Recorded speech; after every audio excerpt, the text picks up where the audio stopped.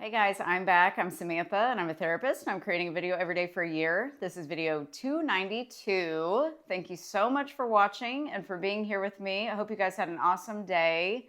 My day was awesome and I'm tired yet again. It was an amazing day. Got so much done. Had some great sessions. Had some time with my niece today and just awesome day. So I wanted to reiterate yesterday's check your mind as much as you check your phone. So remember to do that. I want you to ask yourself, how many times do I check my phone? Or how many times do I check my email a day? Or how many times do I check my bank account every day? Whatever it is that you check a lot, ask yourself, am I checking my mind just as much? Because that's the main thing we need to be checking is where are my thoughts? Are they in happy land or in the toilet? You get to decide. So are they hurting you or serving you? Where are those thoughts coming from? What beliefs are underneath all those thoughts? What must I believe is true about me to even have this thought that I have right here? And making the decision that I'm going to check my mind more than I check my phone. So that's one thing I wanted to start with today. And then another thing is, I have this deck of cards. I have two decks of cards actually from the Diary of a CEO. That's a podcast that's on YouTube. And I really like to listen to some of the people he has on there. And he has at the end of every episode, he has somebody answer a question that was left by the person that just was on there. And then that new person has to write a new question for the next person. So this question is, when it all gets too dark, what helps you find the light? And I just love that question. And I'm wondering what happens for you when it gets too dark for you, what helps you find the light? And part of that, excuse me, my nose is itching. Somebody must be thinking about me. Who's thinking about me out there? What makes your life so dark? Like, what are the dark areas? And then what can you inject into your life that makes the light appear? Because darkness can't appear when there's light. So that's a really good question. And for me, I know that I have, when it's been really dark, I have gone within. I go within. I start to meditate. I start to remember my power. But before I knew all of that stuff, I was looking externally. I was always looking externally, like, oh, what can I do? Well, who can I talk to? It was more like talking things to death is what I used to do. I don't do that at all anymore. It feels so good to not do that. But sometimes we need to process and go through our own processes and just try to make ourselves feel better, really, in the moment. But now that we know that just disconnecting from that reality and going internally into our minds is really where the magic happens, then we know, hey, all I have to do is remember my power. All I have to do is remember that I'm creating everything from my mental state. So I just need to change that mental state, right? Like, that's all we need to do. And it sounds easy in the moment, doesn't it? But we have to practice. We have to check our minds, check our thoughts. Where are these thoughts coming from? Why am I feeling so bad? What if I could choose to not feel bad?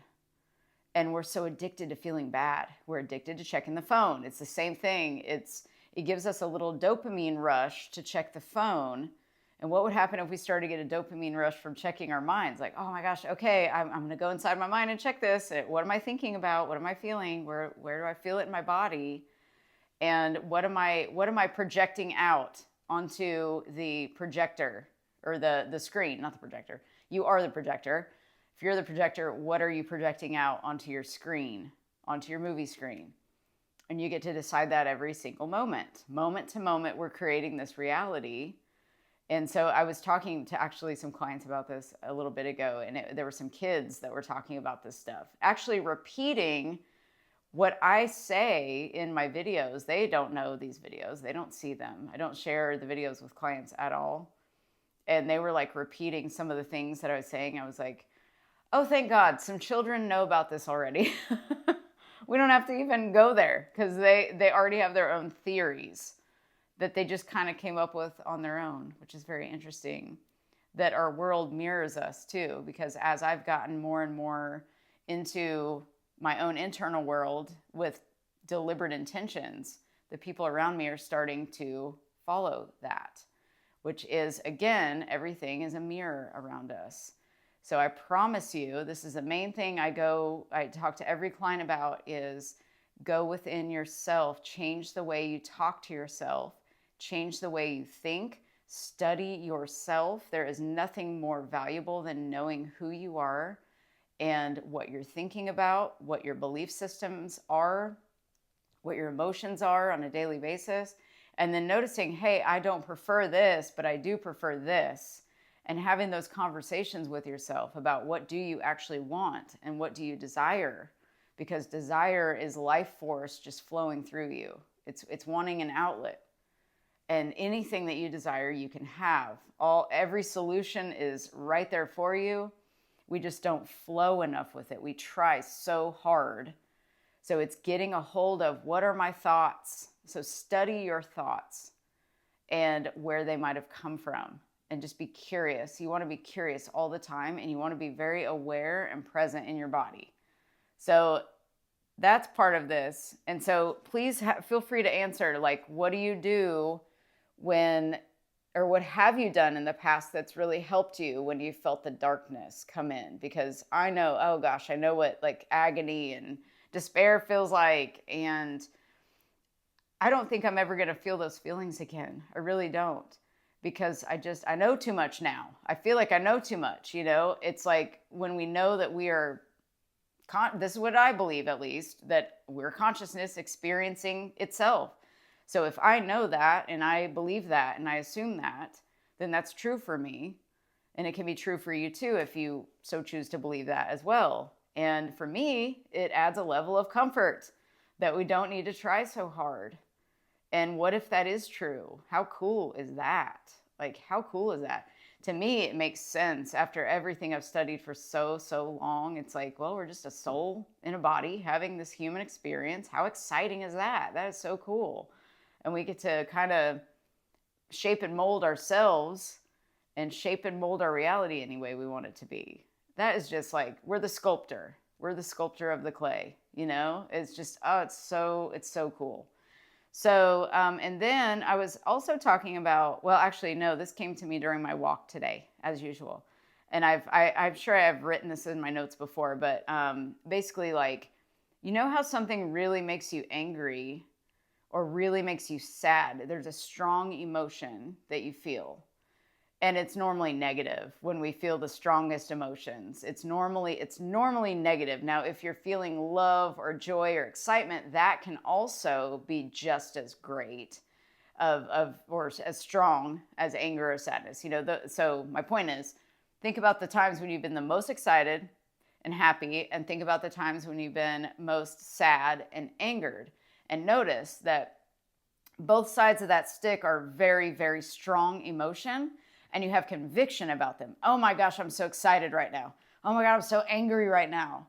I feel murdery. I feel stabby. And over here, you're like, oh, I feel like so lovey-dovey and I want to hug people and kiss them and dance and jump around. Okay, so there's the two differences, right? One requires a knife or something else.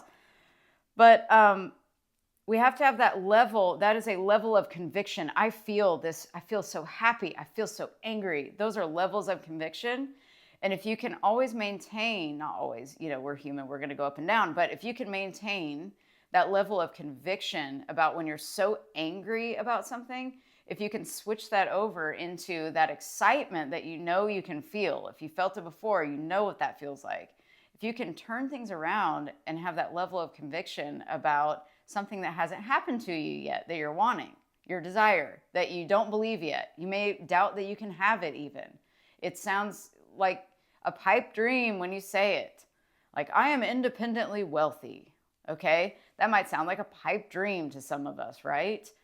But if we have a level of conviction, if we generate a mental state of believing that is true with as much conviction as when we say we're really angry at somebody or super excited, that level of conviction that we know we feel that way, if you can attach that to that unseen thing that you're desiring, watch what happens. It is insane what happens when you have that level of I believe in me. I believe in my vision. Nothing's going to take me away from this belief that I have. Because normally we're thinking the opposite. Normally we're believing in what we see. We're looking at our circumstances and we're like, yep, this is it. This has to be it. I'm going to believe this. No, we can't do that. If you do that, you're going to keep getting the same results. So you have to play with this. This is what I love about this stuff. This is why I like to call it magical. It's not magical. It's the way reality works. That's what I've come up with. And if that's the way reality works, then it just excites me so much that I call it magic because it feels like magic, but it's really just natural. We're natural manifestors and creators. So it seems magical, but I've had too many things happen in my life. This is why I believe in all of these things. It's because I have too many things in my life that have just, the synchronicities of all of it have been perfectly orchestrated when I thought that things were not happening fast enough. Or I always was like, oh, why did this happen and this didn't happen? In the end, it all made sense if I looked back at all of the events. Everything was perfectly timed. Everything perfectly happens in the perfect timing for your benefit. So if you say everything in perfect timing, everything for my benefit, everything is for my benefit always. Every challenge, every event, everything that comes up always benefits you. And if you say that to yourself, you're going to start to believe it. So every day I keep saying, every day I get better and better. Every day I feel better and better. Like I told somebody that today. I was like, I literally feel like my eyes are opening more every day and I'm getting better and better every single day. I'm feeling better and better every single day. And you just start to feel better. And once you train yourself to feel better, that's whenever you're inspired to do certain actions that you weren't able to maybe do before. Because there's no need to hurry anything, or there's like, you're in the perfect place at the perfect time wherever you are right now. There's nowhere else to be.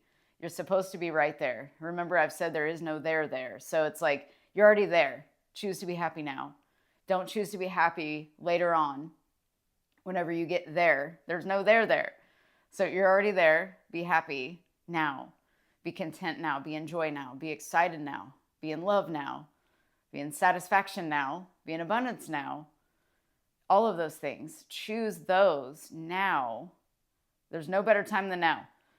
Just do it. Do it, dang it. Do it right now.